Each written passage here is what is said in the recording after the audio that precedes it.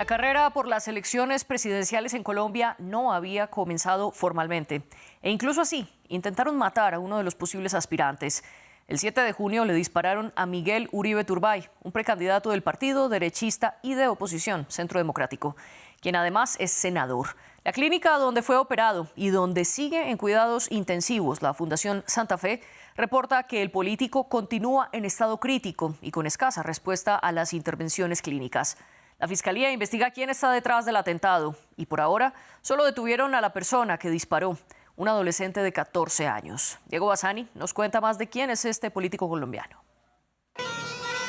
¿Quién es Miguel Uribe Turbay? El último eslabón de la cadena de la violencia política en Colombia. El hombre de 39 años es nieto del expresidente de Colombia entre 1978 y 1982 por el Partido Liberal, Julio César Turbay, e hijo de Diana Turbay, periodista que fue secuestrada por narcotraficantes ligados al cártel de Medellín y Pablo Escobar y que murió en medio de un operativo de rescate el 25 de enero de 1991. Diana había muerto desangrada después de varias horas de esfuerzos médicos que de todos modos habrían sido inútiles. Había perdido el conocimiento en el helicóptero que la transportó a Medellín desde el lugar del encuentro con la policía y no lo había recobrado.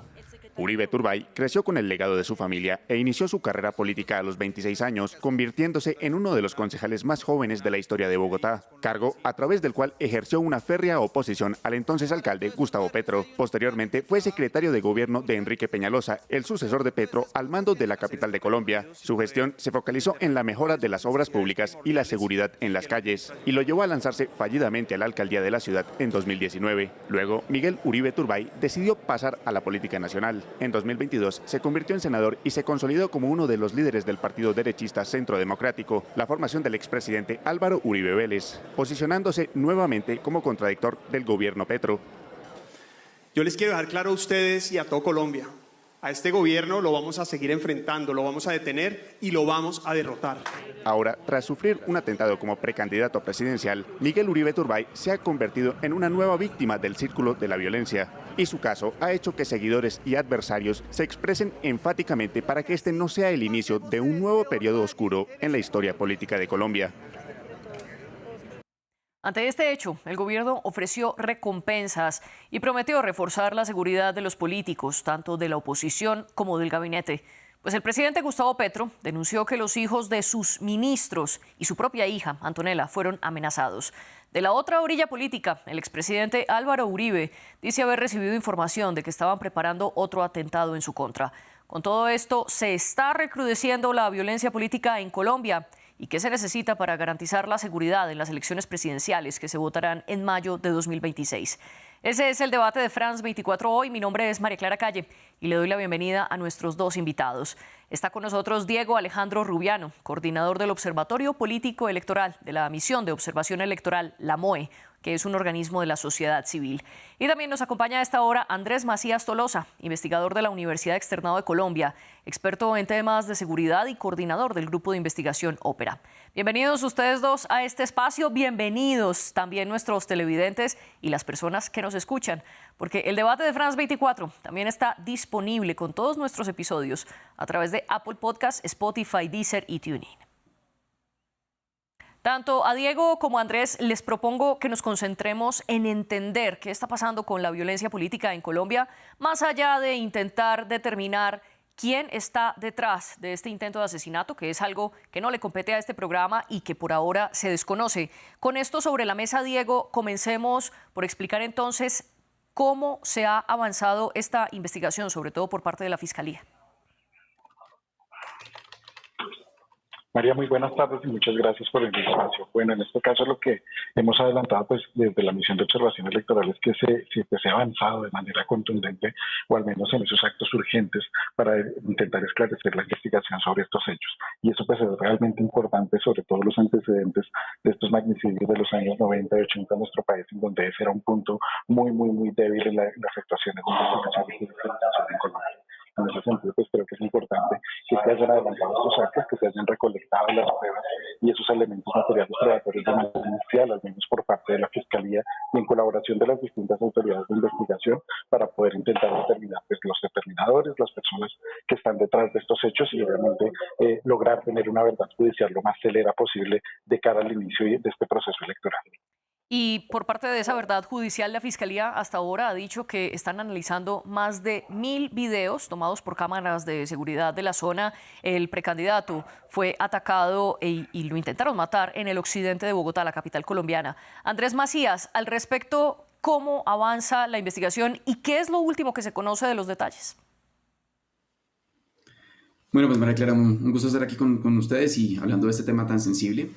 La investigación ha avanzado yo creo que muy rápido, precisamente por la inmediatez del caso, por la complejidad del caso en el contexto político en el que vivimos y también por la gran cantidad de información que sale a la vista en menos de pocas horas. Ya había una cantidad de videos, una cantidad de información que ya está bajo estudio. La captura de la persona, del menor de edad que cometió el atentado, también evidencia la rapidez con la que se puede avanzar en esta investigación. Hay varias hipótesis, hay varios puntos para analizar. Las diferentes entidades trabajando articuladamente, o pues esa es la imagen que tenemos. Tenemos al Ministerio de Defensa, a la Fiscal General, tenemos Policía Nacional, Investigación Judicial, Personería también, ICBF, Defensoría. Es decir, están avanzando muy rápidamente, sobre todo en esclarecer el hecho puntual, pero sobre todo con el ánimo, y hacia allá es donde yo creo que va esta inmediatez, de tratar de calmar los ánimos y la tensión política que esto puede derivar, porque puede ser un hecho fortuito, puede ser uno puntual que no escale a mayor violencia, pero yo creo que el riesgo de que escale es mucho más alto y creo que las autoridades y los líderes políticos del país lo tienen claro, lo tienen en mente y por eso están apoyando que esto se esclarezca lo más rápido posible. Y justamente usted habla que es necesario en este momento calmar los ánimos, aunque el riesgo mayor es que esta violencia se incremente. Al respecto, Andrés, ¿qué han hecho entonces los otros candidatos y precandidatos? Y hago esta diferenciación porque Colombia está en un momento de su campaña electoral en el que todavía no están determinados la totalidad de los aspirantes y algunos, como el mismo Miguel Uribe Turbay, eran precandidatos o son precandidatos en este momento. Entonces, ¿cómo han reaccionado ellos ante el atentado contra Uribe Turbay? Bueno, la primera reacción ha sido una reacción, yo creo que muy atada al apoyo a la familia, al apoyo a la figura de Miguel, buscando nuevamente calmar los ánimos, por lo menos en primera instancia. Han tratado de tener consensos entre los diferentes precandidatos de diferentes facciones e ideologías políticas para tratar de no continuar haciendo campaña política en este momento, de esperar una pausa que ojalá Miguel salga adelante con vida de esta situación. Incluso en el marco de las discusiones en el Congreso se ha pedido pausar las discusiones que estuvieran en el marco de este periodo legislativo porque Miguel, además de ser un precandidato presidencial, también es senador y tiene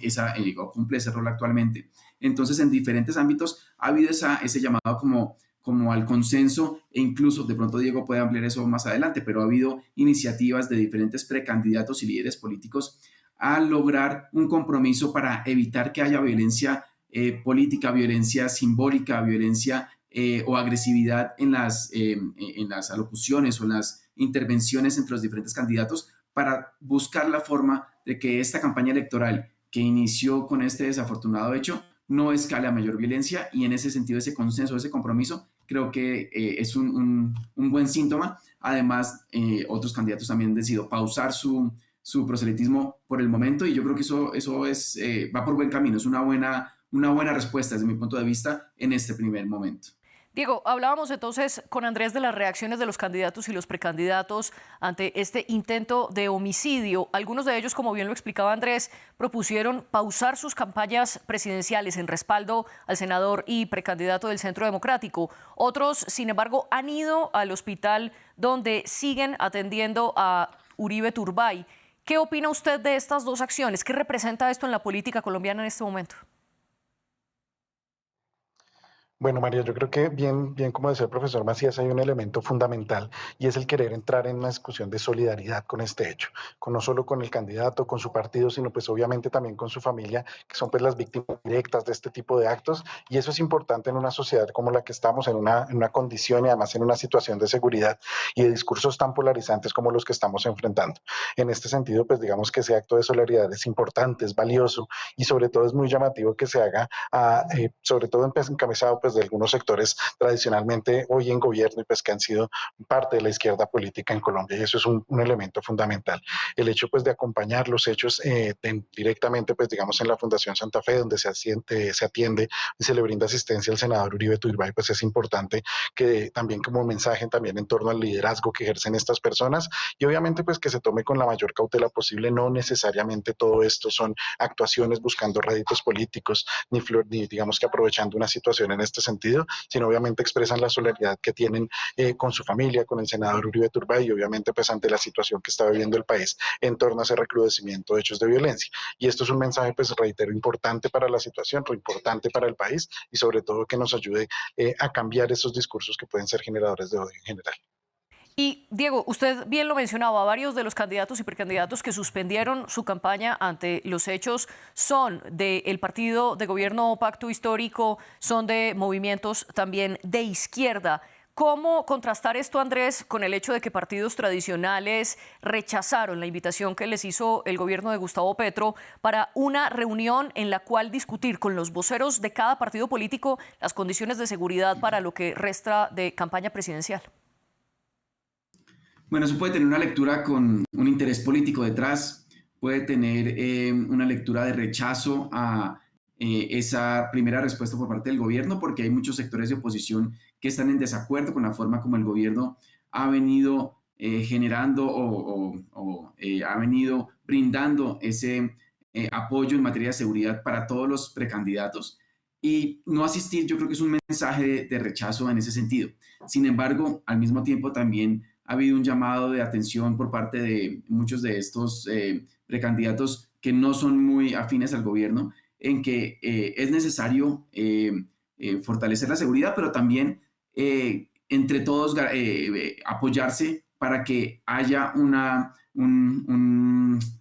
mensaje claro por parte del gobierno en donde sea el gobierno el encargado de garantizar que la violencia política no se dé, que haya una garantía para todos los precandidatos de cualquier facción ideológica para que puedan hacer proselitismo durante este año que nos queda antes de elecciones. Entonces yo creo que no asistir por el momento es más un mensaje político de cara a su rechazo frente a lo que ha hecho el gobierno, porque para muchos de ellos la forma como el gobierno ha prestado esa protección en este momento, y en el caso puntual de Miguel, no era el adecuado. Han presentado algunas quejas y hay una demanda, si no estoy mal, que estaba en curso o a punto de ponerse, porque el precandidato Miguel Uribe había solicitado mayor protección por una serie de amenazas y el gobierno no lo había brindado como se esperaría. Entonces yo creo que en ese roce de diferencias el mensaje de no asistir es muy claro, mientras que los demás actores políticos que van a estar en esta campaña política sí les interesa de alguna manera estar presentes para poder poner en la mesa sus peticiones y sus preocupaciones para que en este juego largo que queda el Estado sí se comprometa a garantizar el bienestar de todas las personas que van a participar en la campaña electoral. Y hablemos precisamente de ese papel del Estado colombiano en garantizar la seguridad para todos los candidatos presidenciales. Usted bien lo explicaba, Andrés, el mismo abogado de Miguel Uribe Turbay, que se trata de Víctor Mosquera, dijo que en lo que van de 2025 ellos hicieron 23 solicitudes formales a la entidad gubernamental encargada de brindarle la protección a los candidatos y a diferentes líderes sociales y políticos del país, que es la Unidad Nacional de Protección. Ellos les enviaron 23 solicitudes en lo que va de este año para que reforzaran las medidas de seguridad de Miguel Uribe Turbay, y explicó que en 2023 este político ya era considerado como un riesgo extremo en condiciones de seguridad, y a pesar de que anunció su deseo de aspirar a la presidencia de Colombia desde octubre del 2024, el abogado dice que la Unidad Nacional de Protección no reforzó sus medidas de seguridad. Diego, ¿hay fallas en este organismo concretamente y ¿Hay fallas en el Estado colombiano en proteger a los candidatos presidenciales, especialmente a los de la oposición? Bueno, yo creo que la Unidad Nacional de Protección tiene unos esquemas absolutamente reforzados a partir de lo que ha habido en la historia colombiana, pues este tema a nivel nacional, y eso es una lectura supremamente importante a la hora de realizarlo, porque pues tenemos en cuenta que el esquema tipo, pues que con el senador Uribe Turbay particularmente era por esa condición, por ser senador de la República, estaba en acompañamiento no solo de la Unidad de Protección, sino también en un esquema mixto con oficiales de la Policía Nacional. Si bien tuvo, digamos, que unos elementos importantes en estos, pues digamos, en estos días, y que pues particularmente se podrían asociar, digamos, que a una culpabilidad en ese sentido frente a los hechos que ocurrieron el día sábado, pues su esquema de seguridad, pues digamos que no estaba completo, fue una situación, pues digamos, completamente anormal, y sobre las cuales pues ya se han iniciado las investigaciones en términos disciplinarios de las dos entidades, y esto es importante tenerlo en cuenta también. Frente a, digamos que en general, a los esquemas y a las medidas de protección que se cuentan en Colombia, yo creo que es importante analizar, uno, pues que la Unidad Nacional de Protección tiene unos esquemas tipo que no están dados, digamos, que por voluntad o por la solicitud de cada una de las personas solicitantes, sino que median unas evaluaciones de riesgo particulares, median unas normas que están particularmente puestas en el decreto 1066 de 2015 del sector interior, y sobre las cuales la entidad pues tiene que hacer su trabajo y cumplir con esos esquemas tipo de seguridad que ya están allí, que la verdad pues digamos pueden ser cuestionables, al menos en su alcance y en la capacidad de protección real que puedan llegar a tener, pero pues son las medidas que la entidad puede entregar, garantizar, más allá pues de las solicitudes, como le digo, median las evaluaciones de riesgo y los estudios que hacen los profesionales de la entidad. En este sentido, pues digamos que el problema puede ser muchísimo más de fondo, no sobre el caso particular del senador Uribe Turbay, sino unas medidas que en algunos casos resultan ser insuficientes, no solo para liderazgos políticos de alcance nacional, sino muchas veces también para personas que ejercen liderazgos en territorio, liderazgos sociales o liderazgos de juntas de acción comunal en Colombia, que a veces están también en condiciones de riesgo extraordinario y sobre los cuales se entregan pues medidas que no son acordes ni a su realidad territorial ni a su realidad en el rol de liderazgo. Entonces digamos que esa discusión puede ser muchísimo más de fondo. Igual pues obviamente hay que instar a que se hagan las investigaciones disciplinarias del caso, si es que de verdad hubo algún tipo de culpabilidad en el cumplimiento de las funciones, tanto de los oficiales de policía como de los funcionarios de la Unidad Nacional de Protección. Y al respecto, precisamente, la policía abrió investigación contra los 4 policías que hacen parte del esquema de seguridad de Miguel Uribe, y adicionalmente a estos 4 se unen otras 3 personas de la Unidad Nacional de Protección. Es decir, Miguel Uribe tenía un esquema de seguridad designado de 7 personas, sin embargo, al momento del intento de homicidio, únicamente 3 estaban con él, según el mismo presidente Gustavo Petro. Usted dice, Diego, que esto, más que relacionarse con el caso puntual de Miguel Uribe, está relacionado con un problema estructural. Andrés, ¿coincide con esto? ¿Hay un problema estructural en la protección no solo de los políticos reconocidos en el país, sino también de líderes sociales en territorio? ¿Y cómo remediar esta falla?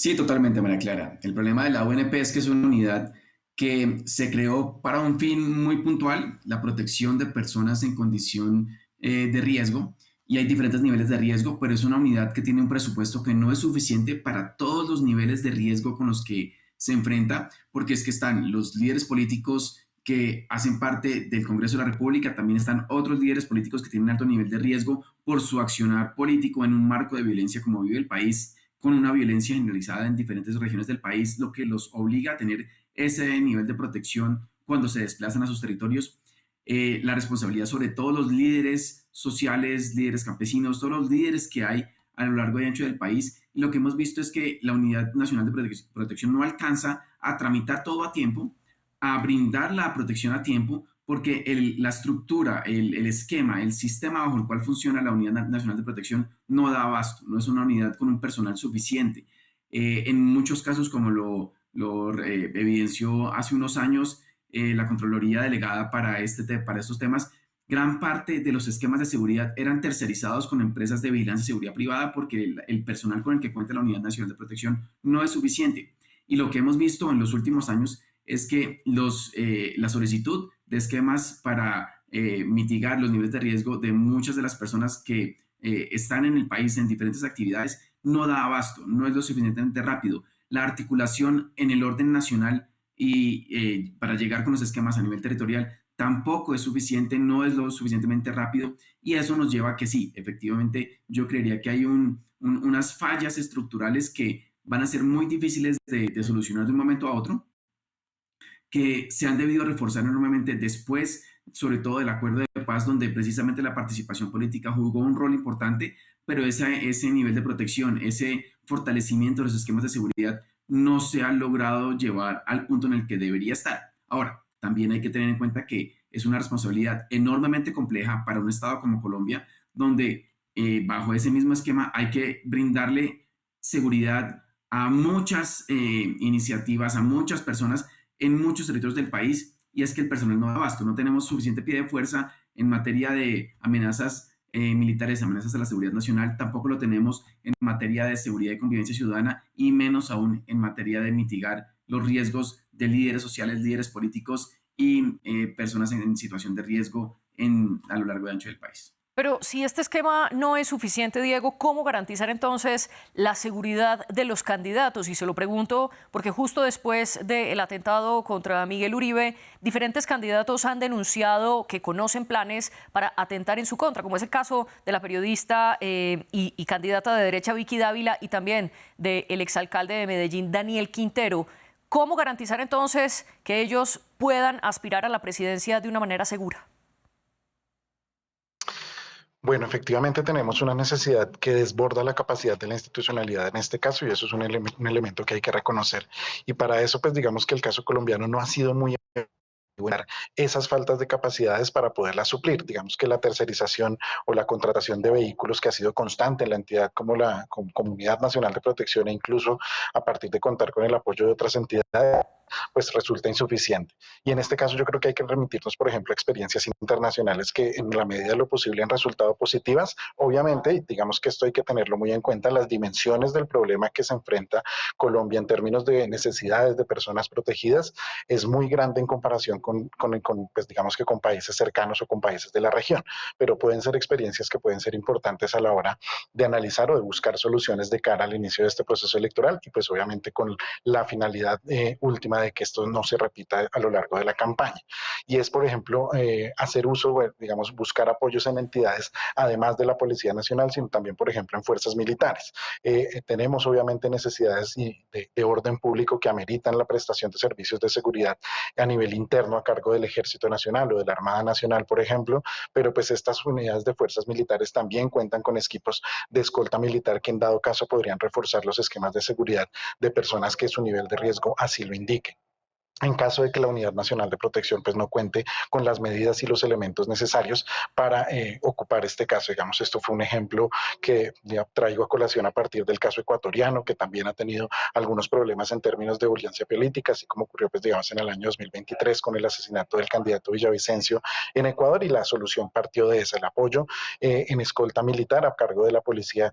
Nacional en ese caso, pero pues aquí podríamos también hacer uso de otras distintas fuerzas. Como bien lo decía, hay responsabilidades de orden público a cargo del Ejército Nacional o de la Armada Nacional en el caso colombiano, y puede ser una de esas estrategias que se pueden usar, además de lo que ya utiliza la entidad tanto en recursos propios como en recursos económicos y vía tercerización para garantizar la protección de estas personas. Y a estas opciones que usted propone, Diego, Andrés, ¿se le puede sumar el respaldo de la comunidad internacional? Y se lo pregunto porque es justo lo que están pidiendo los partidos de oposición en Colombia. Dicen que el gobierno no está garantizando una equidad para que ellos hagan campaña electoral y que en ese sentido es la comunidad internacional a la que van a acudir para intentar respaldarlos. ¿Eso puede funcionar? Bueno, eso sería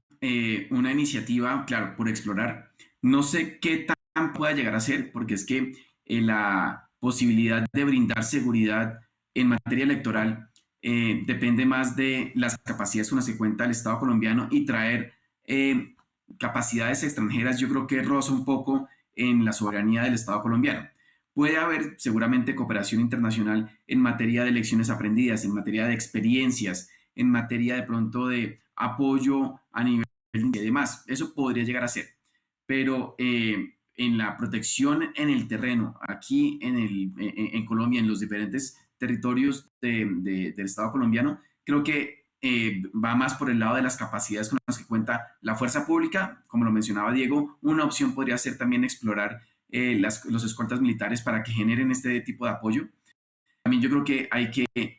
buscar herramientas como apoyo en materia tecnológica que se pueda dar, que pueda ser viable y rápido para poder actuar de manera inmediata. Y también apoyo fundamental en materia de investigación policial e investigación militar, porque es que gran parte de la forma como se puede mantener y proteger la seguridad de quienes están haciendo proselitismo político de cara a las elecciones presidenciales del próximo año tiene que ver con prevención, y para esa prevención la investigación judicial, la investigación policial, la investigación militar es fundamental, y allí es donde yo creo que debería haber la mayor cantidad de apoyo, la mayor cantidad de esfuerzos por parte del Estado colombiano. Y Diego, ahora quiero preguntarle sobre qué puede haber detrás de estas denuncias que han hecho, por ejemplo, tanto el presidente Petro como el expresidente Uribe, de amenazas en contra de los hijos de los ministros y amenazas contra el expresidente Uribe, sumadas a las denuncias que han hecho candidatos que ya mencioné. ¿Qué tan creíbles pueden ser estas denuncias, Diego? Bueno, hay un hecho cierto y es que pues, al seguimiento que se le hace en temas de violencia política en Colombia hay un elemento fundamental que es la violencia vicaria. Desafortunadamente las experiencias que hemos tenido en Colombia en relación con este tema son múltiples y desafortunadamente una de las formas de atacar estos escenarios de liderazgo pues es a través de las familias. Las familias se convierten en objetivos vulnerables en este caso de las personas que tienen algún tipo de exposición pública o política y pues sobre la cual los violentos buscan tener ese tipo de enfrentamientos. Entonces, digamos que más allá de la credibilidad o no que pueden salir a relucir por parte de figuras importante como lo es el expresidente Álvaro Uribe, como el mismo presidente de la República o algunos jefes de carteras de despacho, en este caso del nivel nacional, que han denunciado estos hechos en tiempo reciente, pues digamos que es un elemento que ocurre lastimosamente en los monitoreos de violencia que se hace. Entonces, pues digamos, más allá de darles crédito o no, lo importante es que pues tanto por parte de estos funcionarios se hagan las denuncias correspondientes y obviamente el componente de investigación y judicialización tiene que ser fundamental para atender estos esquemas. Concuerdo completamente con lo que decía el profesor Macías hace un momento, y es que en este caso pues el elemento preventivo antes del reactivo que suelen ser los esquemas de protección pues se vuelven fundamentales para poder encontrar soluciones de fondo al problema, y en este caso la verdad judicial pues digamos es uno de ellos, y eso no puede operar al menos de manera directa, sino median estas denuncias completas y el apoyo completo también como víctimas de estos hechos de las personas que así lo denuncian para poder esclarecer estas acciones. Andrés, y ahora quiero preguntarle por una de las frases más repetidas por diferentes políticos colombianos luego del atentado, y es: Colombia está regresando a la violencia de los años 80 y los 90. Concretamente, entre 1987 y 1990 asesinaron a 4 candidatos presidenciales, pero a diferencia de esta ocasión, de este intento de homicidio, en ese entonces los colombianos tenían más pistas de quién podría ser, vinculados con los narcotraficantes, con carteles de droga y también con agentes estatales. ¿Este caso puede significar un retorno de la violencia política que tuvo Colombia en los 80 y los 90 o estamos lejos de eso? Pues mira, claro, yo no creo que debamos hablar de una violencia política similar a la que sucedió hace más de 30 años. Sí es violencia política, claro, pero como tú misma lo mencionaste, los actores detrás de esto son actores que han evolucionado, que han cambiado. En los 90 y con el caso de Miguel, de la mamá de Miguel Uribe, que lo mencionaron al principio de la edición, pues tenía alguien detrás que asumió esa responsabilidad porque esa era su intención. Esa era la intención de generar ese temor, y por eso había actores que decían: nosotros somos los que estamos haciendo esto. Pablo Escobar estuvo detrás de gran parte de esa violencia. Lo que estamos viendo en este momento, primero, no podemos hablar de una estrategia generalizada, y ojalá no lleguemos allá, es que ese es el principal riesgo. Este puede ser un hecho puntual, y dentro de las hipótesis que se manejan, puede ser un hecho puntual frente a una figura específica como lo es Miguel Uribe, por ser un senador de oposición o por ser una figura que genera algún tipo de rechazo en algún sector de la ciudadanía, o puede ser un mensaje contra el partido político, o puede ser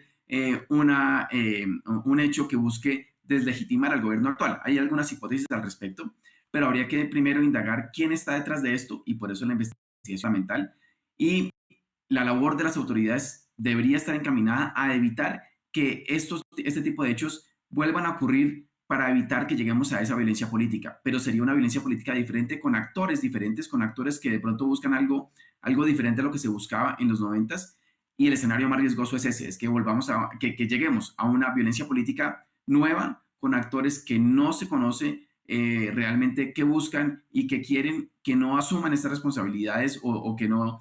asuman que son ellos los que están haciendo esta actividad, porque hay un mensaje detrás de esos hechos, y que estemos hablando de delincuencia común, que estamos hablando de algunos actores que simplemente cometen actos de violencia porque sí, porque no, que sería tal vez el escenario más grave, más complejo y de pronto más inesperado, con mayores sorpresas, frente a los cuales las autoridades pues tendrían menos información con la que actuar para prevenir que esto vuelva a suceder. Por eso ese sería tal vez el escenario más riesgoso, pero yo creo que todavía no podemos hablar en este momento de una violencia política sistemática que ya lleve un tiempo y unos patrones que sean ya parte de un esquema que las autoridades hayan identificado, porque no es así. Esto es un hecho fortuito, bueno, no es fortuito, es un hecho lamentable, es un hecho que hay que rechazar y que hay que investigar exactamente quién estuvo detrás, pero no podemos hablar todavía de una violencia política como la que vivió el país en los 90. Usted dice entonces que este intento de homicidio contra Miguel Uribe Turbay no es comparable con lo que vivió Colombia en los 80 y los 90, en cuanto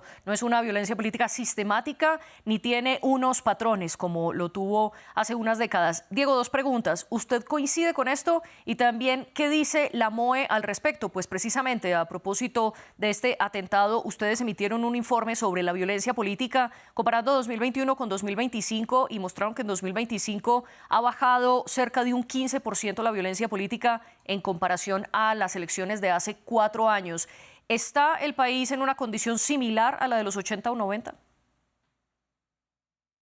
Yo creo que son esquemas diferentes y esto es una cosa que tenemos que evaluar de manera muy puntual frente a cada uno de los casos. ¿Y a qué hago referencia con eso? Creo que es importante tener en cuenta, uno, pues digamos que las dinámicas de violencia, los actores de esa violencia eran completamente diferentes a lo que tenemos hoy en el país, y eso es, digamos que merece un análisis especial y merece, digamos que también entender de maneras diferenciadas tanto las acciones como las finalidades de esa violencia o de ejecutar estos actos de violencia. Eso, digamos que es un primer diferencial frente a lo que ocurrió en la década de los 80 y los 90 en Colombia. Adicionalmente a eso, creo que es importante resaltar también que en términos, digamos que numéricos, en términos generales, cuantitativos, si lo decimos de esta manera, pues obviamente las cifras no son ni parecidas en lo que teníamos, por ejemplo, en términos de tasa de homicidios, de tasas de afectaciones en general, de delitos de alto impacto, frente a lo que se tiene en este siglo XXI o en este año 2025. Entonces, digamos que sí hay mecanismos diferenciados de violencia, no podríamos hablar de un recrudecimiento, de volver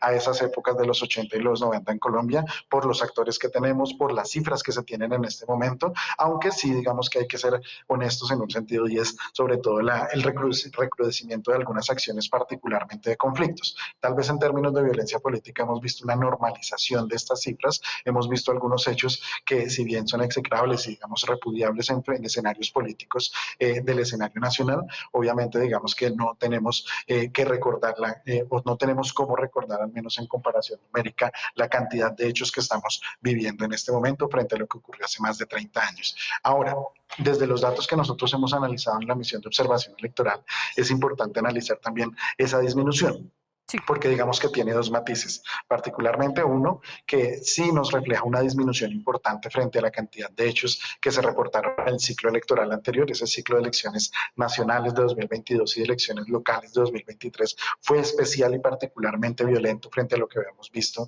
posterior a la firma del acuerdo de paz, y en este momento lo que tenemos son cifras menores que en términos generales pues podría significar una noticia positiva, pero pues digamos que también hay que analizar también con muchísimo mayor detalle. ¿En qué sentido? Particularmente en el sentido de las acciones letales. Mientras en el ciclo electoral anterior, hace 4 años, veíamos una preponderancia de hechos como las amenazas, hoy lo que estamos viendo son acciones muchísimo más concentradas a afectar directamente la vida de los candidatos, entre asesinatos y atentados, y eso es un escenario pues que obviamente también nos exige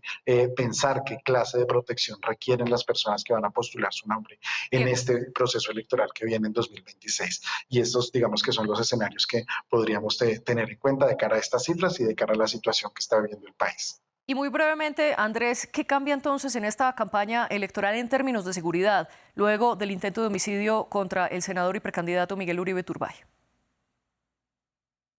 Bueno, pues desafortunadamente el primer punto que va a cambiar es que la agenda política, los puntos de campaña seguramente van a girar en torno a seguridad nuevamente. y ese tal vez es un contexto que ya habíamos logrado pasar, ya seguridad no era necesariamente el principal tema de discusión, y yo creo que con lo que estamos viendo,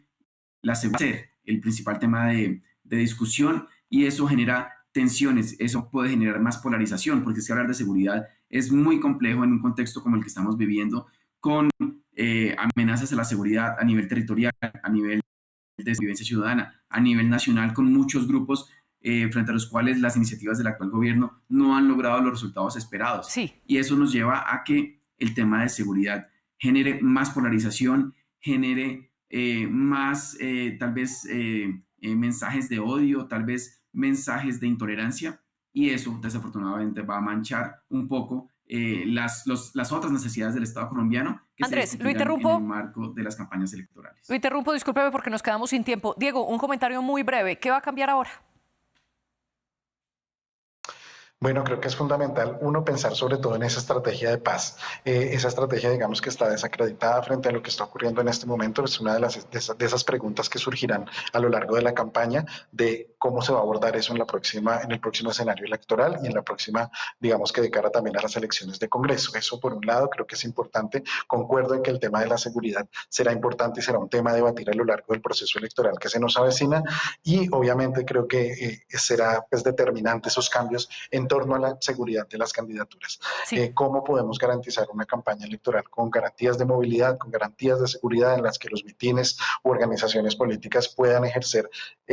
su derecho en plenas garantías de cara a lo que está ocurriendo en el país? Esa es pues digamos que se busca solucionar hoy, sobre la cual pues todavía no se tiene claridad de qué puede pasar. Diego, Alejandro Rubio y Andrés Macías Tolosa, gracias por acompañarnos en el debate de France 24, un programa producido por Laura Garzón y Tania Herrera. Ustedes vean más en france24.com.